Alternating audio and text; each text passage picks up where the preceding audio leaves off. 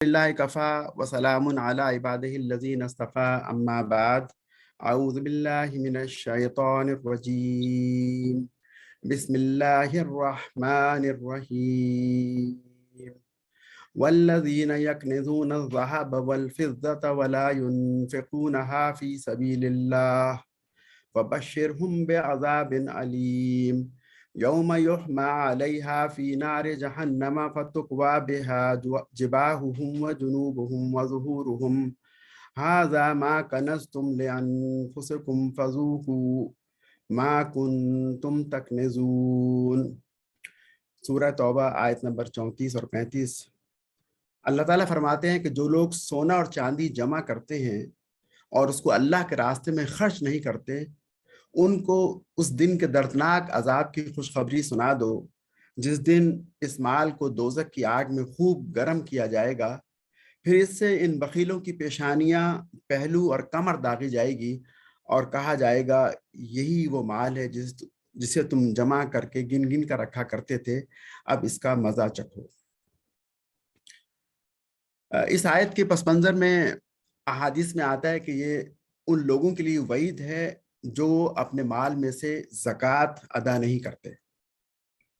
नबी अकरम सल्लल्लाहु अलैहि वसल्लम ने फरमाया, मुस्लिम की रिवायत है, सैयदना अबू हुरैरा बयान करते हैं कि रसूलुल्लाह सल्लल्लाहु अलैहि वसल्लम ने फरमाया कि बंदा कहता है मेरा माल मेरा माल। बंदे के लिए तो उसके माल में सिर्फ 3 चीजें हैं, मा अकला फ़अफ़ना, जो उसने खाया और फना कर दिया, और लबेसा फ़अबला, जो उसने पहना और बोसीदा कर दिया, और आता फ़ख्तना, या उसने किसी को देकर आखिरत के लिए ज़ख़ीरा कर लिया। इसके सिवा तो जो कुछ भी है वो वारसों के लिए छोड़ने वाला है। ज़कात अदा न करने वालों के बारे में बड़ी वईदें आई अहादीस में। एक तो सूरह आले इमरान की आयत इस ज़िमन में बयान की जाती है कि अल्लाह ताला ने फरमाया कि ज़कात न देने वाले के माल को तौक बनाकर गले में डाल दिया जाएगा। हदीस में आता है, जब लोग ज़कात अदा नहीं करते तो अल्लाह ताला बारिशें रोक लेते हैं। जिस माल पर ज़कात अदा न की जाए वो कंज यानी खजाना बन जाता है, और ये कंज ज़कात न देने वालों को आखिरत में सांप बनकर डसेगा, और एक और हदीस में अल्फाज आते हैं कि सांप बनकर काटेगा। सैयदना अबू बकर ने फरमाया कि जो लोग नमाज और ज़कात में फ़र्क करेंगे मैं उनसे कताल करूँगा। हुजूर अलैहिस्सलातु वस्सलाम के इंतकाल के बाद बाज़ कबाइल ने हुकूमत को ज़कात देने से इनकार किया, तो उस वक्त आपने उनके खिलाफ जिहाद का ऐलान किया और ये अल्फाज अदा फरमाए। इसे बुखारी ने रिवायत किया। ज़कात के मायने पाक करने और बढ़ाने के हैं। कुरान पाक में ज़कात, खैरात और सदका ये अल्फाज इंटरचेंजेबल भी इस्तेमाल हुए हैं। ज़कात फ़र्ज भी है और इबादत भी है। ज़कात देने से माल की मोहब्बत कम होती है। इस्लाम चूँकि एक वेलफेयर स्टेट बनाना चाहता है, तो कुरान में आता है कि जब हम लोगों को इम्मकन्नाहु फिल अर्द, जब हम लोगों को दुनिया में हुकूमत देते हैं तो वो 2 काम करते हैं, इकाम सलाता व ईताई ज़काता, कि वो नमाज कायम करते हैं पूरे मुल्क में और ज़कात का निज़ाम बनाते हैं। तो निज़ाम ज़कात इस्लामिक वेलफेयर स्टेट का एक इंतहाई अहम हिस्सा है। बुखारी और मुस्लिम की मुत्तफ़िक़ुन अलैह हदीस है, अल्लाह के रसूल ने फरमाया कि जब मेरे लोग ज़कात लेने के लिए किसी बस्ती में जाएं तो बस्ती के अमीर लोगों से ज़कात लेकर उसी बस्ती के गरीब लोगों में तकसीम कर दिया जाए। गोया एक गांव में जो लोग माली लिहाज से खुशहाल हैं उनसे ज़कात लेकर उसी बस्ती के गुरबा में तकसीम कर दी जाए, ताकि वहाँ पर कोई गरीब न बचे। निज़ाम ज़कात अगर कायम हो तो इसके बड़े फ़ायदे हैं। निज़ाम ज़कात में ज़कात इकट्ठा करने के लिए लाखों वर्कर्स हायर किए जाएंगे। फिर उनको मसाइल सिखाने के लिए टीचर्स तैयार किए जाएंगे। लिटरेचर बनाया और प्रिंट किया जाएगा। और ये जो लाखों अफराद जो कि ज़कात के मसाइल सिखाने वाले और सीखने वाले होंगे, इनकी तनख्वाह का हुकूमत पर कोई बोझ नहीं होगा, बल्कि इनकी ज़कात में से तनख्वाह अदा की जाएगी। इसका एक फ़ायदा हुआ कि ये तमाम लोग एक एक घर तक पहुंचेंगे। जिस तरह आजकल पाकिस्तान में मर्दमशुमारी हो रही है तो लोग घरों पर पहुंचकर पूरा डेटा इकट्ठा कर रहे हैं, तो ये लोग हुकूमत के कारिंदे एक एक घर तक पहुंचेंगे, लोगों के हालात से वाकफियत होगी, معلوم ہوگا کہ کون صاحب نصاب ہے, کس کے پاس کتنے ایسٹس ہیں اور کون مستحق ہے. اس طرح لوگوں کے ایسٹ کا کسی اور کو علم بھی نہیں ہوگا, اور جو مستحق ہیں ان کا ڈیٹا اکٹھا ہو جائے گا اور ان تک پھر زکوٰۃ پہنچ جائے گی. اگر زکوٰۃ کا نظام صحیح ہو تو اتنی دولت جمع ہو جائے گی کہ بلا سود بینکاری, بلا سود کاروباری قرضے دیے جا سکیں گے, ٹیکس کم ہو جائیں گے, اور اس کے علاوہ جو ہے غربت بھی جو ہے وہ ختم ہو جائے گی. حضور اکرم صلی اللہ علیہ وسلم کے بعد جب کچھ قبائل نے حکومت کو زکوٰۃ دینے سے انکار کیا تو سیدنا ابوبکر نے ان کے خلاف جہاد کیا. یہ جہاد, یہ لڑائی غریبوں کے حق میں دنیا کی پہلی جنگ تھی جو کہ زکوٰۃ کی وجہ سے لڑی گئی. مسلمان حکومتوں میں ایک عرصے تک نظام زکوٰۃ نافذ رہا. بدقسمتی سے پاکستان میں نظام نافذ نہیں ہے. لوگ اپنے طور پر الخدمت یا اس جیسی اور بہت سی دوسری تنظیموں کے ذریعے اپنی زکوٰۃ ادا کرتے ہیں. زکوٰۃ پر بہت سا ریسرچ ورک بھی ہوا ہے. بہت سے پی ایچ ڈی اسکالرس نے اس پر تھیسس لکھے ہیں, کتابیں شائع ہوئی ہیں. ملائیشیا اور انڈونیشیا کی یونیورسٹیز میں کافی کام ہوا, اور پاکستان میں بھی اسلام آباد میں اس پہ کافی کام ہوا. جو آرٹیکلس میں نے ریویو کیے اس سے معلوم ہوا کہ پاکستان میں ممکنہ زکوٰۃ کی وصولی تقریباً 15 بلین روپیز, 15 کھرب روپے ہے. اس سے 4-5 لاکھ گھر آرام سے بنائے جا سکتے ہیں. اگر اتنے بڑے تعداد میں گھر بنیں گے تو گھر بنانے کے لیے مٹیریل استعمال ہوگا. جو لوگ مٹیریل بنائیں گے ان کا کاروبار بہتر ہوگا, مزدوروں کو روزگار ملے گا اور انجینئرز کو کام ملے گا. اس طرح بہت سے اس کے فوائد ہوں گے. اور دلچسپ بات یہ کہ اس کا یہ زکوٰۃ اگر اکٹھی کی جائے, یہ پاکستان کا 7% of total G D P تک پہنچ جاتا ہے, اور یہ سفیشینٹ اماؤنٹ ہوتا ہے کسی بھی ملک کے اندر پاورٹی گیپ کو ختم کرنے کے لیے. پاکستان کا جو ہے وہ لاسٹ ایئر کا ترقیاتی بجٹ 22 کھرب روپے کا تھا, اور اگر زکوٰۃ وصول کی جائے تو 15 کھرب روپے پاکستان میں بآسانی زکوٰۃ وصول ہو سکتی ہے. زکوٰۃ کے مسائل کو سمجھنے کے لیے 4 چیزوں کو سمجھنا کافی ہے. ایک اشیاء زکوٰۃ, یعنی کن چیزوں پر زکوٰۃ دی جائے گی. دوسرا نصاب زکوٰۃ. تیسرا شرائط زکوٰۃ. اور چوتھا مصارف زکوٰۃ, یعنی زکوٰۃ کہاں خرچ ہوگی. اشیاء زکوٰۃ میں 4 چیزیں آتی ہیں: سونا اور چاندی, نمبر 1. نمبر 2 کیش, نمبر 3 مال تجارت, اور نمبر 4 جانور. یعنی ہر وہ چیز جو کہ قابل فروخت ہو, جسے بیچا جا سکے, وہ اس پر زکوٰۃ دی جانی چاہیے. زکوٰۃ کا نصاب کیا ہے؟ اگر کسی کے پاس 7.5 تولے سونا جو کہ 87 گرام کے برابر ہوتا ہے, جس کی مالیت سعودی لحاظ سے 20,000 ریال اور پاکستان کے لحاظ سے تقریباً 16 لاکھ اور 76,000 بنتی ہے. اگر کسی کے پاس اس مالیت کا سونا ہے تو وہ صاحب نصاب ہے. اور اگر چاندی کا حساب کیا جائے تو 612 گرام یعنی 52.5 تولے چاندی, جس کی قیمت سعودی لحاظ سے 1627 ریال اور پاکستان کے لحاظ سے 1,21,000 روپے بنتی ہے. اب زکوٰۃ کے لیے نصاب کس کا فالو کیا جائے, سونے کا فالو کیا جائے یا چاندی کا, اس بارے میں فقہی اختلاف ہیں. فقہی اختلاف کے بارے میں ایک چیز میں شروع میں کلیئر کر دوں کہ زکوٰۃ کے بہت سے مسائل میں علماء کا آپس میں اختلاف ہے. تو اس میں بہتر یہ ہے کہ آپ کا جس عالم پر, جس اسکالر پر آپ کا اعتماد ہو, آپ سے فالو کیجئے, یا دونوں طرف کے دلائل دیکھ کر, اور جو آپ کو دلائل زیادہ مضبوط لگیں آپ اس پہ عمل کر سکتے ہیں. میں نے جو آج مسائل آپ کے سامنے بیان کرنا ہے, اس کے لیے میں نے اکثر و بیشتر سعودی علماء اور پاکستان کے جدید علماء, ان کی کتابوں اور ان کے لیکچر سے استفادہ کیا ہے. تو اس میں اختلاف یہ ہے کہ اگر سونا 7.5 تولے نہ ہو, اس سے کم ہو, تو چاندی کو ملایا جائے گا اور کیش رقم ملائی جائے گی. اس کے بعد جو اماؤنٹ ہوگا اس اماؤنٹ پر پھر چاندی کے لحاظ سے, یعنی اگر اس کی مالیت 1627 ریال سے زیادہ ہوگی, یعنی 1,21,431 روپے, یہ آج کے ریٹس ہیں. ریٹس روزانہ کی بنیاد پہ چینج ہو رہے ہیں. کل یہ ریٹ مختلف تھے, پرسوں مختلف تھے, میں 3 دن سے چیک کر رہا ہوں, آج ریٹ مختلف ہیں. تو ان سب کو ملا کر اگر کسی کے پاس 1627 ریال کے برابر اماؤنٹ 1 سال تک بچت کے طور پر محفوظ رہے تو وہ صاحب نصاب ہے اور اسے زکوٰۃ ادا کرنا ہوگی. اسی طریقے سے جانور کے بارے میں اللہ کے رسول نے فرمایا, اگر 5 اونٹ سے کم پر زکوٰۃ نہیں, 30 گائے سے کم پر زکوٰۃ نہیں, اور 40 بکریوں سے کم پر زکوٰۃ نہیں. یہ زکوٰۃ کا نصاب جو ہے وہ جانوروں کے لحاظ سے بتایا گیا. زکوٰۃ کے بارے میں ایک چیز یہ بھی کہی جاتی ہے کہ زکوٰۃ قمری سال کے لحاظ سے, اسلامی کیلنڈر لیونر ایئر سے ادا کرنی چاہیے, اور اس پر 1 سال مکمل ہو چکا ہو، جو بھی انسان کی سیونگز ہے، بچت ہے، اور سال میں ایک دن طے ہونا چاہیے.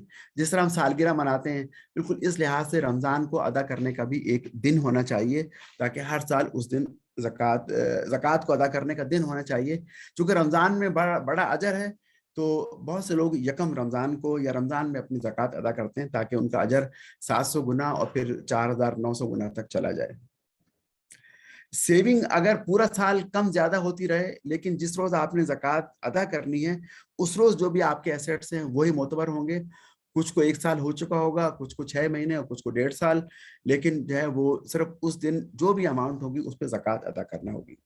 اگر کوئی شخص گریگورین کیلنڈر شمسی سال سے زکوٰۃ ادا کرنا چاہے تو اس کو 2.5 کے بدلے 2.6 کے حساب سے زکوٰۃ پے کرنا ہوگی. اب زکوٰۃ کہاں خرچ ہوگی؟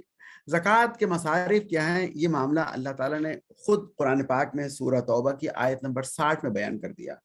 اللہ تعالیٰ فرماتے ہیں کہ انما الصدقات للفقراء، بے شک زکوٰۃ تو فقراء کے لیے ہے، والمساکین اور مساکین کے لیے ہے، والعاملین علیہا اور جو اس کو اکٹھی کرنے اور اس کا حساب رکھنے پر مامور ہیں یعنی ایمپلائیز ان کے لیے، والمؤلفۃ قلوبہم اور لوگوں کے دل جوئی کرنے کے لیے، اور پھر رقاب اور غلام کو آزاد کرنے کے لیے، والغارمین اور مقروض کا قرض ادا کرنے کے لیے، وفی سبیل اللہ اور اللہ کے راستے میں جہاد کرنا. اور اس کی تشریح انشاءاللہ آگے آ جائے گی کیا کیا چیزیں فی سبیل اللہ میں شامل ہیں. اور وابن السبیل اور مسافروں کے لیے فریضۃ من اللہ، یہ اللہ کی جانب سے فرض ہے. واللہ علیم حکیم، بے شک اللہ تعالیٰ علیم بھی ہے اور حکیم بھی ہے. اب یہ زکوٰۃ کے 8 مصارف یہاں استعمال کیے بتائے گئے. یہ کون کون سے؟ ایک فقیر کیسے کہتے ہیں؟ جس کا کوئی ذریعہ آمدنی نہ ہو، یتیم ہو، معذور ہو، بیوہ ہو اور مانگنے والا ہو. اور نمبر 2 مساکین، مسکین جس کے پیسے ناکافی ہوں اس کے اخراجات کے لیے لیکن مانگتا نہ ہو، جسے ہم کہتے ہیں وائٹ کالر. اب یہ جو تعریف میں نے آپ کے سامنے بیان کی، یہ امام شافعی کی بتائی ہوئی تعریف ہے. دوسرے علماء نے اس سے مختلف بھی تعریف کی ہے، لیکن اس تعریف کو قبول عام حاصل ہوا ہے. تو بنیادی فرق فقیر اور مسکین میں مانگنے والا اور نہ مانگنے والے کا ہے. اچھا، بعض لوگ جو ہے وہ ٹھیک ٹھاک ہوتے ہیں، لیکن اچانک کوئی ایکسیڈنٹ ہو گیا یا بیمار ہو گئے اور کوئی غیر متوقع اخراجات نکل آئے تو وہ بھی زکوٰۃ کے مستحق ہو جاتے ہیں. عاملین زکوٰۃ گھر گھر پہنچ کر ان فقراء اور مساکین کا اور غیر متوقع طور پر نصاب کے تحت آ جانے والوں کا حساب لگائیں گے اور انہیں جو ہے وہ زکوٰۃ پہنچائیں گے. نمبر 3 جو ہے وہ عاملین زکوٰۃ، جو زکوٰۃ جمع کرنے والے، سکھانے والے، پڑھانے والے، ان تمام چیزوں پر جو خرچ ہوگا اس کے مصارف بھی زکوٰۃ سے ادا کیے جائیں گے. اس طرح حکومت وقت پر اس کا بوجھ نہیں ہوگا. چوتھی کیٹیگری جو اس آیت میں بتائی گئی وہ تالیف قلب کی ہے. تالیف قلب کی مثال، بہترین مثال جو ہے وہ جنگ حنین کے موقع پر پیش آئی، جب اللہ کے رسول علیہ الصلوۃ والسلام نے ابو سفیان کو، جو کہ نئے نئے مسلمان ہوئے تھے، بہت بڑی رقم دی تاکہ ان کا دل جو ہے وہ اسلام پر جم جائے. اور سفیان بن امیہ جو ابھی مسلمان نہیں ہوئے تھے لیکن مسلمان ہونے کی کیفیت میں تھے، گو مگو میں تھے، آپ نے ان کو بھی بہت سے اونٹ دیے. تو اس کا فائدہ ہوا کہ ابو سفیان اسلام میں جم گئے اور سفیان بن امیہ کچھ عرصے بعد مسلمان ہو گئے. تو تالیف قلب کے لیے جو ہے وہ زکوٰۃ میں سے رقم دی جا سکتی ہے. نمبر 5 غلام آزاد کرنے کے لیے. غلام آج کل اس کا سسٹم نہیں ہے، لیکن اس کی ملی جلی کیفیت دیت کی شکل میں قتل خطا، کوئی کسی شخص سے قتل ہو جائے اور جو ہے وہ قصاص کے بجائے وارثین دیت کا مطالبہ کریں، اور دیت جو ہے وہ اسلام میں 100 اونٹوں کے برابر ہے. اگر ایک اونٹ کی قیمت 1 لاکھ روپے ہو تو 1 کروڑ کے برابر حساب آ جاتا ہے. تو وہ ادا نہ کر پائے تو زکوٰۃ میں سے ادا کی جا سکتی ہے. اس طرح قتل خطا ہو گیا، یعنی ایکسیڈنٹ میں اپوزٹ پارٹی دوسری گاڑی میں بیٹھے کسی شخص کا انتقال ہو گیا، قتل کا ارادہ نہیں تھا لیکن انتقال ہو گیا، اور کوئی جو ہے وہ انشورنس وغیرہ بھی نہیں ہے، جائز انشورنس اسلامی لحاظ سے، تو اس میں بھی قتل خطا کے طور پر جو ہے وہ ایک طرح کی دیت جو ہے وہ زکوٰۃ سے ادا کی جا سکتی ہے. پھر قرض دار، کوئی ایسا قرض دار ہو جو کہ اپنا قرض ادا نہ کر سکے، اس کی مدد کرنا، اس کو قرض سے نجات دلانا، یہ بھی زکوٰۃ کے ذریعے ممکن ہے. اور حدیث میں آتا ہے کہ عام فقراء کی مدد کرنے سے زیادہ افضل یہ ہے کہ قرض دار کی مدد کی جائے، کیونکہ عام فقیر تو ہو سکتا ہے کہ زکوٰۃ کی رقم ملنے کے بعد بھی فقیر ہی رہیں، لیکن اگر کوئی شخص قرض دار ہوگا اور اسے مدد کی جائے گی اس کی، تو شاید وہ قرض سے نجات پا کر اپنے پیروں پر کھڑا ہو جائے. تو چھٹی کیٹیگری یہ تھی کہ قرض دار کی مدد بھی زکوٰۃ سے کی جا سکتی ہے۔ ساتویں یہ کہ فی سبیل اللہ، اللہ کے راستے میں جہاد کرنا، جہاد کے لیے گھوڑے، مجاہدین کے لیے اسلحہ، مجاہدین کے اخراجات، مجاہدین کے گھر والوں کے اخراجات، یہ تمام جو ہے وہ زکوٰۃ سے ادا کیے جا سکتے ہیں۔ اس طرح جو ہے وہ تبلیغ دین، اشاعت دین، اسلامی کتابوں کی اشاعت، اسلام کی تبلیغ کے لیے جو بھی خرچہ ہو وہ بھی اس سے جو ہے نا وہ ادا کیا جا سکتا ہے۔ تو فی سبیل اللہ کے ٹرم بہت وسیع ہے اور اس میں کافی چیزیں شامل ہوتی ہیں۔ آٹھویں اور آخری چیز جو اس آیت میں بتائی گئی وہ مسافر ہیں۔ ہو سکتا ہے کچھ شخص سفر پر ہو اور اس کا جو ہے وہ سارا سرمایہ لٹ گیا، چوری ہو گیا، گھر میں اپنے غنی ہو لیکن سفر میں جو ہے وہ بالکل محتاج ہو گیا، تو مسافر کو بھی زکوٰۃ ادا کی جا سکتی ہے۔ زکوٰۃ کا مستحق کون ہے؟ جس شخص کے پاس ضروریات اصلیہ، ضروریات یعنی فنڈامنٹل نیڈز جو انسان کی ہوتی ہیں، روٹی، کپڑا، مکان، کچھ سواری ہے، اس کے علاوہ اگر جو ہے وہ کسی کے پاس سعودی لحاظ سے 1627 ریال آج کی قیمت اور پاکستان سے 1,21,000 روپے کم بچت ایک سال تک رہی ہو تو وہ شخص زکوٰۃ لے سکتا ہے، اور اگر اس سے زیادہ ہو تو اسے زکوٰۃ دینا ہوگی، وہ صاحب نصاب ہو جائے گا۔ اموال زکوٰۃ کیا کیا ہیں؟ ایک تو میں نے آپ کے سامنے عرض کیا، سونا، چاندی اور کیش۔ کیش جو ہے وہ بھی سونا اور چاندی کی اس کی کیٹیگری میں آتا ہے۔ مال تجارت میں زرعی زمین پر کوئی زکوٰۃ نہیں ہوگی، لیکن جو پیداوار ہوگی، اناج جو اس سے نکل رہا ہے، اس میں 725 کلو گرام سے اگر زیادہ ہوگا تو اس پہ جو ہے وہ زکوٰۃ دینا ہوگی۔ اگر زمین کو ٹیوب ویل سے سیراب کیا گیا ہو تو 5% عشر، اور اگر بارش کے پانی سے سیراب ہوا ہے تو 10%۔ زمین کی پیداوار کے لیے جو ہے وہ زکوٰۃ کے بدلے میں عشر کا لفظ استعمال کیا جاتا ہے، اور اس میں بڑی حکمت ہے۔ یعنی جب بارش ہوئی اور جو غلہ پیدا ہوا اسے 10%، لیکن جہاں ٹیوب ویل استعمال ہوا، بجلی بہت مہنگی ہے، بجلی استعمال ہوئی یا کوئی اور ذریعہ استعمال کیا گیا تو وہاں پر عشر کی مقدار کم کر کے 5% کر دی گئی۔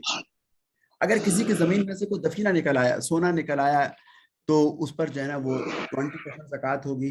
کسی نے فیکٹری کھولی ہوئی ہے، فیکٹری کی زکوٰۃ کا معاملہ کچھ ڈفرینٹ ہوگا۔ فیکٹری میں کچھ ہوتے ہیں فکسڈ ایسٹ، مشینری ہے، گاڑیاں ہیں، کمپیوٹر ہے، ڈیسک ہے، ان پہ زکوٰۃ نہیں ہے، لیکن جو را مٹیریل ہے جس سے پروڈکٹ بنائی جائے گی اور اس پروڈکٹ کو بعد میں بیچا جائے گا، اس پر زکوٰۃ ہے۔ یعنی قابل فروخت جو بھی اثاثے ہیں فیکٹری کے اندر، اس پر زکوٰۃ دینا ہوگی۔ کسی شخص نے حج کے لیے رقم محفوظ کی، بچوں کی شادی کے لیے رقم محفوظ کی، بچوں کی تعلیم کے لیے یا جائیداد خریدنے کے لیے رقم یا پلاٹ رکھا تو ان پہ بھی زکوٰۃ دینا ہوگی۔ اگر کسی نے کسی کو قرض دیا اور قرض ملنے کی امید ہے تو اس پر بھی زکوٰۃ دی جائے گی، گویا کہ وہ رقم اس کے پاس ہی ہے، خواہ وہ 5 سال کے بعد ملے، لیکن ملنے کی امید اگر ہے۔ لیکن اگر قرض ملنے کی امید نہیں ہے تو پھر اس پر زکوٰۃ نہیں ہے۔ ہاں، اگر بعد میں قرض اتفاقاً مل جائے تو پھر 1 سال کی زکوٰۃ اس پہ ادا کرنا ہوگی۔ بہت سے لوگ جو ہیں وہ NIT سرٹیفکیٹس، پرائز بانڈز اور بٹ کوائن وغیرہ کا بزنس کرتے ہیں، ان میں انوالو رہتے ہیں، خریدتے اور بیچتے ہیں، تو یہ بھی دراصل کیش اور قرض کے حکم میں آتے ہیں۔ اس میں اگر کسی میں کوئی ناجائز منافع ہے سود وغیرہ کا تو اسے الگ کر کے جو اصل قیمت غیر سودی ہے اس پہ زکوٰۃ ادا کی جائے گی۔ اگر 4-5 لوگ مل کر کوئی کمپنی کھول رہے ہیں تو پوری کمپنی کا اگر حساب کر کے زکوٰۃ ادا کریں تو بڑی اچھی صورت ہے۔ اب ہو سکتا ہے اس میں کچھ لوگ زکوٰۃ ادا نہ کرنا چاہیں، اگر ایسی صورت ہو تو جو ادا کرنا چاہے اسے اپنا حصے کی زکوٰۃ دینا ہوگی، جو اصل رقم اس نے اس میں انویسٹ کی ہوئی ہے وہ اور پروفٹ دونوں کو ملا کر جو بھی اس کا ایسٹ اس کمپنی میں لگا ہوگا اس پہ اسے زکوٰۃ دینا ہوگی۔ اگر بینک میں رقم رکھی ہوئی ہے تو اصل رقم پر زکوٰۃ دینا ہوگی، سود پر زکوٰۃ نہیں ہوگی چونکہ سود حرام ہے اور اللہ اور رسول سے جنگ ہے۔ ذاتی مکان خواہ انسان کا ایک ہو یا 2-3 ہو، ذاتی سواری ایک ہو یا زیادہ ہو، کار ہو، حتیٰ کہ اگر کسی کے پاس ہوائی جہاز بھی ہے تو اس پر بھی زکوٰۃ نہیں ہوگی۔ کھیتی باڑی کرنے والے مویشی، جس طرح زمین ہے کھیتی باڑی والی وہ، یا سواری کے جانور، ان پہ زکوٰۃ نہیں ہے۔ کوئی شخص جو ہے نا وہ کسی گھر میں خواتین ہیروں کا ہار پہنتی ہیں، ہیرے ذاتی استعمال کے لیے، اس پہ زکوٰۃ نہیں ہے، لیکن اگر کوئی ہیروں کا کاروبار کرتا ہو، افریقہ سے منگوا کے بیچتا ہو تو اسے جو ہے نا وہ، جو کہ اب ہیرے اس کے جو ہے نا وہ قابل فروخت یا اموال زکوٰۃ میں سے آ گئے تو اس پہ زکوٰۃ دینا ہوگی۔ زرعی زمین میں جو بہت سے غلہ وغیرہ زکوٰۃ ہے، لیکن سبزی پر زکوٰۃ نہیں ہے۔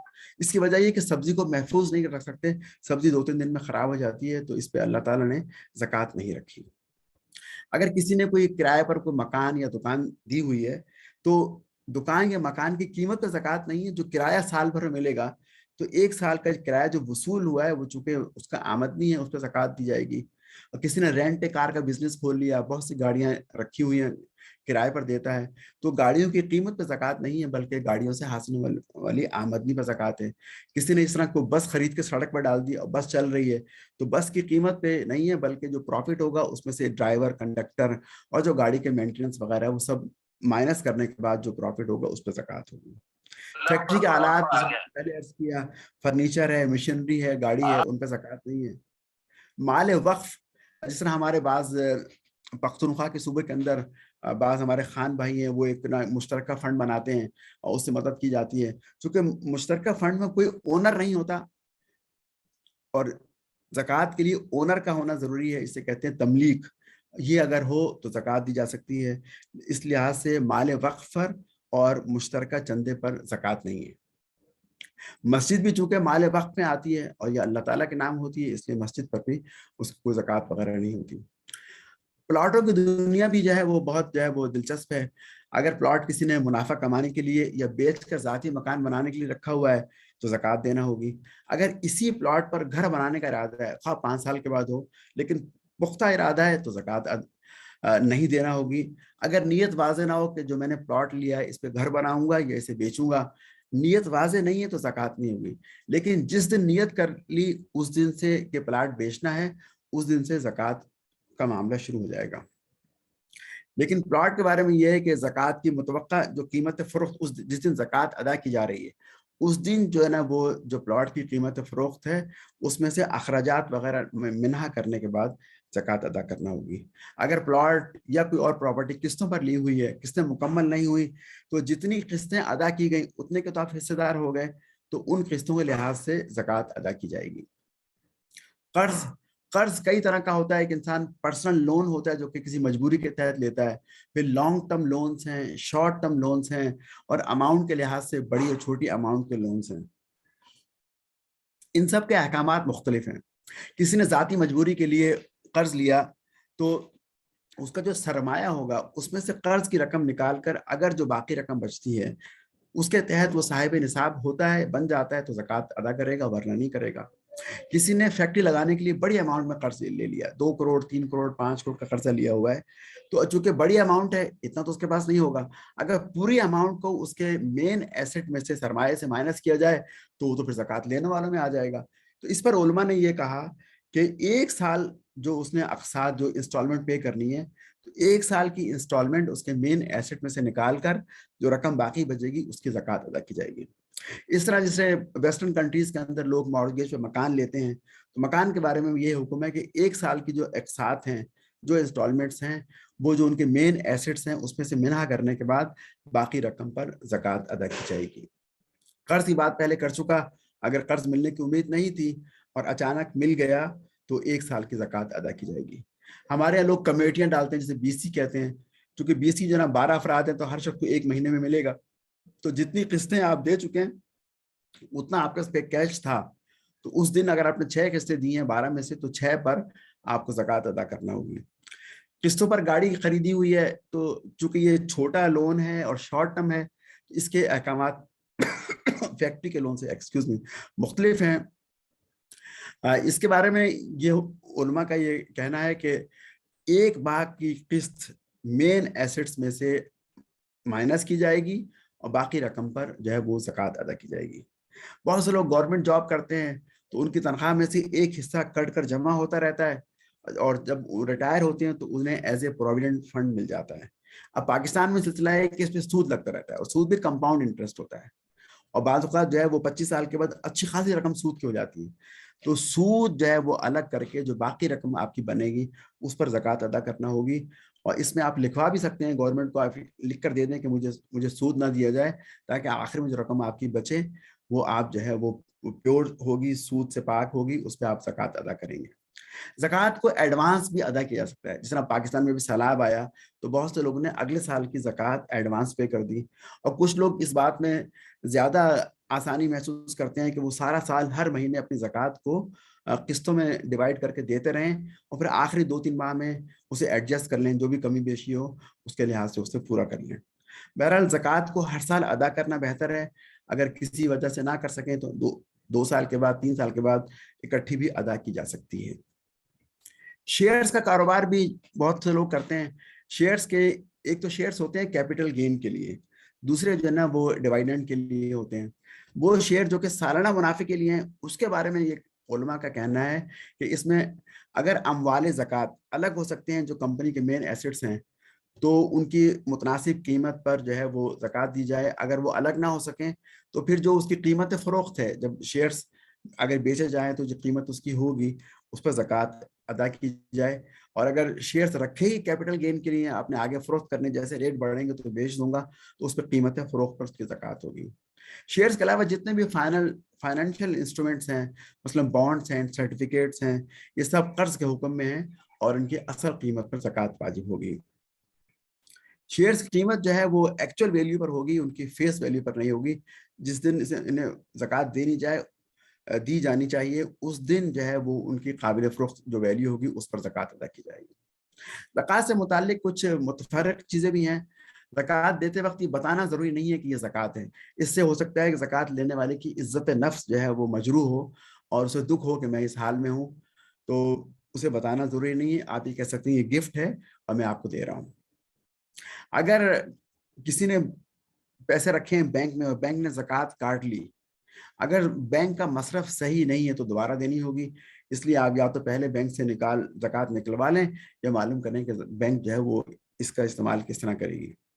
अगर इंसान ने खुद अपने तौर पर ज़कात दी और ज़कात देने के बाद मालूम हुआ कि गैर मुस्तहिक शख्स को दे दी, जो कि ज़कात लेने का मुस्तहिक नहीं था, तो आपकी जानिब से अदा होगी, आपको दोबारा देने की ज़रूरत नहीं है। ज़कात के बारे में आता है कि करीबी रिश्तेदार को सबसे पहले ज़कात दी जाए, जो जितना करीब हो ज़्यादा मुस्तहिक है। अगर आपके बहन भाई गरीब हैं तो उनका हक पहले है, फिर आपके कज़न्स हैं, उनका हक उनके बाद है, फिर दूर के रिश्तेदार हैं और फिर मोहल्ले के गरीब, उसके बाद शहर और मुल्क के लोग। तो ये इस्लाम ने सिलसिला इस तरह रखा है कि हर शख्स जो है ना अपने ख़ानदान को साथ लेके चले और जो है वो उन्हें अपनी मुश्किलात से निकाले। अच्छा, ज़कात के बारे में एक चीज़ ये भी वाज़ेह होनी चाहिए कि ज़कात के माल से हज नहीं करवाया जा सकता और जो ज़ेवर जो खातून इस्तेमाल करती है उसकी ज़कात भी अदा करनी होगी। और जिस तरह एक औरत अपनी नमाज खुद पढ़ती है, इस तरह अपने ज़ेवर की ज़कात भी उसे खुद अदा करनी है। ये अलग बात है कि आमतौर पर शोहर हज़रात ही उनकी ज़कात अदा करते हैं, लेकिन असल जो है वो ज़कात देना औरतों ही को चाहिए। ज़कात के गैर मुस्तहिक कौन है? आले मोहम्मद सल्लल्लाहु अलैहि वसल्लम, यानी हुजूर की औलाद, उनको ज़कात नहीं दी जा सकती। गैर मुस्लिम को ज़कात नहीं दी जा सकती, इल्ला ये कि कोई इमरजेंसी वाली सूरत हाल हो। गैर मुस्लिम की मदद सदक़ात में से की जा सकती है, कुर्बानी का गोश्त दे सकते हैं, लेकिन ज़कात नहीं दे सकते। वालिदैन चूँकि अगर फ़र्ज़ वालिदैन चूँकि हम उनकी देखभाल करते हैं, हम उनके माली अखराज के ज़िम्मेदार होते हैं, इस तरह हम अपनी औलाद के और बीवी के ज़िम्मेदार होते हैं, तो इन लोगों को ज़कात नहीं दी जा सकती। हाँ, अगर बीवी मालदार हो और शौहर गरीब हो तो शौहर को ज़कात दी जा सकती है, अगरचे इसमें इख्तिलाफ है। बाज़ उलमा कहते हैं कि शौहर को भी ज़कात नहीं दी जा सकती। ज़रूरियात असलिया के बाद अगर किसी के पास 1627 रियाल या 1,21,000 रुपए से ज़्यादा रकम मौजूद हो, तो उसे भी ज़कात नहीं दी जा सकती। बस तामीराती काम होते हैं, तामीराती काम मसलन सड़क है, पुल है, इसके अलावा मसाजिद हैं, अस्पताल हैं, इनकी तामीर में ज़कात की रकम इस्तेमाल नहीं की जा सकती, क्योंकि इससे गरीब और अमीर तमाम यकसां फ़ायदा उठाते हैं। मदारिस की इमारत पर ज़कात नहीं लग सकती, लेकिन मदारिस में जो बच्चे पढ़ रहे हैं, उनमें जो मुस्तहिक़ ज़कात बच्चे हैं, उन्हें ज़कात दी जा सकती है। अगर बच्चे दुनियावी तालीम हासिल कर रहे हैं और दुनियावी तालीम नफ़ा बख्श है, तो उनको भी ज़कात में से मदद दी जा सकती है। पानी के प्रोजेक्ट्स हैं, कुआँ खुदवा दिया या कोई और सबील वगैरह लगा दी, चूँकि इससे सब लोग फ़ायदा उठाएँगे, वो लोग भी जो कि ज़कात के मुस्तहिक़ नहीं है, तो इस पे भी ज़कात की रकम खर्च नहीं करनी चाहिए। इस तरह अस्पताल के आलात हैं, एम्बुलेंसेस हैं, ब्लड बैंक वगैरह हैं, इन पर भी ज़कात की रकम इस्तेमाल नहीं करनी चाहिए। ज़कात का हिसाब बनाने के लिए इंसान को एक टेबल बनानी चाहिए। ये केस स्टडी मैं आपके सामने रख रहा हूँ। इंसान एक जानिब अपने एसेट्स रख ले, जो भी उसके पास गोल्ड, सिल्वर, कैश वगैरह है, और जो शेयर किसी कंपनी में है, कहीं कमेटी डाली हुई है, कहीं लोन है जो कि रिटर्न करना है, और जो सेविंग रखी हुई है बच्चों की तालीम के लिए, शादी, हज वगैरह के लिए, या कोई रॉ मटेरियल है, कंबाइंड बिजनेस है, वो एक जानिब लिख लें और दूसरी जानिब लायबिलिटीज़ लिख लें जो उसने पे करना है। لون ہے, سروس چارجز ہیں, یوٹیلیٹیز ہیں, امپلائیز کی سیلریز ہیں, مارگیج پیمنٹ ہے یا انسٹالمنٹ وغیرہ ہیں. ان سب کو لکھنے کے بعد جو ہے وہ ایسٹس میں سے لائبلٹیز کو مائنس کیا جائے اور اس کے بعد اسے 40 سے تقسیم کر لیا جائے تو یہ 2.5% زکوٰۃ نکل آئے گی جو کہ ادا کرنا ہوگی. یہ تو میں نے آپ کو سامنے کچھ تفاصیل رکھی زکوٰۃ کی. زکوٰۃ جو ہے وہ تو بیئر منیمم سب سے کم فرض چیریٹی ہے جو کہ ایک مسلمان پہ لازمی ہے کہ ادا کرے. لیکن اس کے بعد بھی ترمذی کی حدیث ہے, نبی اکرم صلی اللہ علیہ وسلم نے فرمایا ان فی مال حق سوا زکاۃ, تیرے مال میں زکوٰۃ کے علاوہ بھی دوسروں کا حق ہے. یعنی زکوٰۃ کے علاوہ صدقات, خیرات, اس طرح بھی جو ہے لوگوں کی مدد کرنی چاہیے اور یہ جتنا زیادہ ہو سکے انسان اس میں حصہ لے. اور زیادہ میں اس لیے کہہ رہا ہوں کہ حدیث میں آتا ہے نبی اکرم صلی اللہ علیہ وسلم نے فرمایا کہ حضرت حضور نے حضرت ابی بن کعب کو زکوٰۃ جمع کرنے کے لیے بھیجا. آپ نے ایک بدو کے مال میں سے اونٹنی کا بچہ زکوٰۃ کے طور پر طلب کیا. 5 اونٹ ہوں گے تو 5 اونٹ کی زکوٰۃ ایک اونٹنی کا بچہ بنتی ہے. آپ نے کہا ایک بچہ دے دو, تو اس شخص نے بچہ دینے سے انکار کر دیا اور بڑی اونٹنی زکوٰۃ کے طور پر دینے پہ اصرار کیا. حضرت ابی نے اونٹنی قبول نہ کی. یعنی آپ اندازہ کیجئے کس بات پہ ان کی تکرار ہو رہی ہے. حضرت ابی اونٹنی کا بچہ لینا چاہ رہے ہیں اور وہ بڑی اونٹنی دینا چاہ رہا ہے. معاملہ حضور تک پہنچا علیہ الصلوۃ والسلام. تو آپ نے وجہ پوچھی تو انہوں نے کہا کہ اپنی خوشی سے اونٹنی دینا چاہتا ہوں. آپ نے قبول فرمایا اور بہت برکت کی دعا کی. تو معلوم ہوا کہ اپنے حق سے بڑھ کر زکوٰۃ دینا یا صدقہ کرنا اس کا اجر بہت زیادہ ہے. ایک مرتبہ مسجد نبوی میں محفل جمی ہوئی تھی. اللہ کے رسول علیہ الصلوۃ والسلام تشریف فرما تھے, سیدنا عمر بھی تھے, باقی صحابہ بھی تھے. ایک فقیر آ گیا, اس نے خیرات مانگی. آپ علیہ الصلوۃ والسلام نے فرمایا کہ میرے پاس دینے کو کچھ نہیں ہے, تو میرے نام سے سامان خرید لو. حضرت عمر کو یہ بات اچھی نہیں لگی, لیکن انہوں نے کہا کہ یا رسول اللہ, اللہ تعالیٰ نے آپ کو مکلف نہیں بنایا. جب آپ اس مال نہیں ہے تو نہیں ہے, تو پھر آپ کو جو ہے نا وہ اس طرح نہیں کرنا چاہیے کہ آپ جو ہے وہ کہتے کہ میرے نام سے سامان خرید دو. حضور کو یہ بات پسند نہیں آئی, آپ خاموش رہے. یہاں تک کہ ایک انصاری صحابی نے اللہ کے رسول کی تائید فرمائی. اس پر ان کی تائید پر اللہ کے رسول بہت خوش ہوئے. گویا کہ آپ نے خوشی کے ذریعے اس بات کا اظہار کیا کہ اگر انسان کے پاس مال نہ بھی ہو تو وہ قرض لے کر بھی صدقہ کر سکتا ہے اور اپنے نام پر دکاندار سے مال لے کر اور بعد میں اسے ادا بھی کر سکتا ہے. صدقات کے ضمن میں ایک واقعہ ملتا ہے. زید بن حارثہ, یہ حضور کے غلام تھے. ان کے پسندیدہ گھوڑے کا نام شبلہ تھا, یعنی گھوڑوں کے لوگ نام رکھا کرتے تھے. انہوں نے اللہ کے راستے میں اپنے پسندیدہ گھوڑے کو خیرات کے طور پر دے دیا. جب وہ دے کر آ گئے تو حضور نے ان کے بیٹے اسامہ کو یہ گھوڑا واپس کر دیا. باپ جو ہے وہ گھوڑا صدقے میں دے کر آئے اور بیٹا وہ گھوڑا لے کر گھر واپس آ گیا. اسے دیکھ کر حضرت زید رضی اللہ تعالیٰ عنہ بہت اداس ہو گئے. وہ سمجھے کہ شاید میرے صدقے کو قبول نہیں کیا گیا. حضور کے پاس پہنچے تو حضور نے فرمایا کہ اللہ نے تمہارے صدقے کو قبول کر لیا اور ہم نے گھوڑا تحفتاً تمہارے بیٹے اسامہ کو دے دیا. اس کے بعد انہیں اطمینان. صدقات کے لیے احادیث میں بہت ترغیب آئی ہے. احادیث میں آتا ہے خیر الناس من ینفع الناس, سب سے اچھا شخص وہ ہے جو لوگوں کو فائدہ پہنچائے. اتقوا النار لو بشق التمر, اپنے آپ کو جہنم کی آگ سے بچاؤ, ہاں تم کھجور کا ایک ٹکڑا ہی دے کر اپنے آپ کو بچا سکو تو جہنم کی آگ سے بچا لو. ایک اور حدیث میں آتا ہے ید العلیٰ خیر من ید السفلیٰ, کہ دینے والا ہاتھ اوپر والا ہاتھ نیچے والے ہاتھ لینے والے ہاتھ سے بہتر ہے. ایک صحابی آئے اور کہا یا رسول اللہ میری والدہ کا انتقال ہو گیا ہے, میں ان کی جانب سے صدقہ کرنا چاہتا ہوں تو کیا کروں. آپ نے فرمایا کہ پانی کا صدقہ کرو. تو انہوں نے کنواں کھدوایا, اس پہ لکھ دیا کہ یہ میری والدہ کے ثواب کے لیے. حدیث میں آتا ہے کہ اللہ تعالیٰ ایک کو اپنے بائیں ہاتھ دیتے ہیں اور اس کی پرورش کرتے ہیں یہاں تک کہ وہ پہاڑ کے برابر جاتی ہے. یعنی انسان تو ایک کھجور دے کر بھول جاتا ہے, لیکن وہ کھجور اللہ کے یہاں پرورش پاتی رہتی ہے یہاں کے تک کہ پہاڑوں کے برابر جاتی ہے. پھر یتیموں کی مدد کا بڑا اجر ہے. آپ نے فرمایا کہ انا و کافل الیتیم فی الجنت ہاکذا, آپ نے 2 انگلیوں میں اشارہ کیا, میں اور یتیم کی مدد کرنے والا جنت میں اس طرح ہوں گے, یعنی وہ میرے قریب ہوگا. ایک حدیث میں آتا ہے کہ نابینا کی مدد کرنا بھی صدقہ ہے.